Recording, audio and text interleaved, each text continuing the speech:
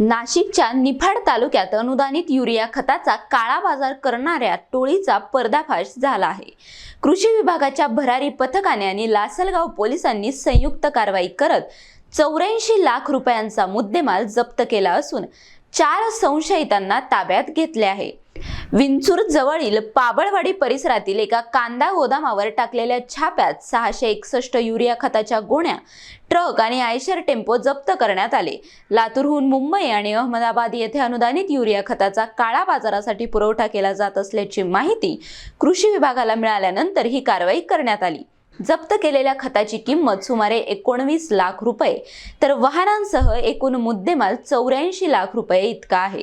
या प्रकरणी 4 संशयितांना ताब्यात घेण्यात आले असून लासलगाव पोलीस ठाण्यात गुन्हा दाखल करण्याची प्रक्रिया सुरू आहे। सर, आज कृषी विभागाने जी खतांची कारवाई केली, नेमकी किती माल सापडले आणि काय आरोपींना म्हणजे सध्या काय परिस्थिती? गेले 2-3 दिवस नाशिक जिल्ह्यात चांगला पाऊस होतोय आणि त्याच्यात युरियाची मागणी वाढलेली आहे। त्या अनुषंगाने कृषी विभाग युरियाच्या वितरणावर लक्ष देऊन होतं आणि आज पोलीस प्रशासनाच्या मदतीने कृषी विभागाने जे काही युरियाचा काळा बाजार केला जातो तो विंचूर परिसरात एका शेडमध्ये जे अनुदानित युरिया आहे ते इंडस्ट्रियल युरियाच्या बॅगमध्ये बदल करून त्याचा काळा बाजार करण्याचा काही व्यक्ती प्रयत्न करत होत्या। लातूर जिल्ह्यातून आलेल्या गाडीतून तो माल इथं ट्रान्सफर करण्यात येत होता।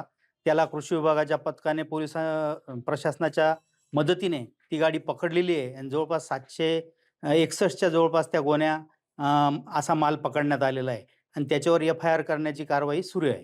किती रुपये किमतीचे मूल्य आहे त्याची बाजार मूल्य 266 रुपये जरी असला तरी तो अनुदानित आहे आणि 2021 रुपये त्याची पूर्ण प्राइस असते। त्या हिशोबाने जर विचार केला तर तो बरीच मोठी किंमत त्याची 19-20 लाखाच्या जवळपास त्याची किंमत आहे। प्रतिनिधी NTV न्यूज मराठी, नाशिक।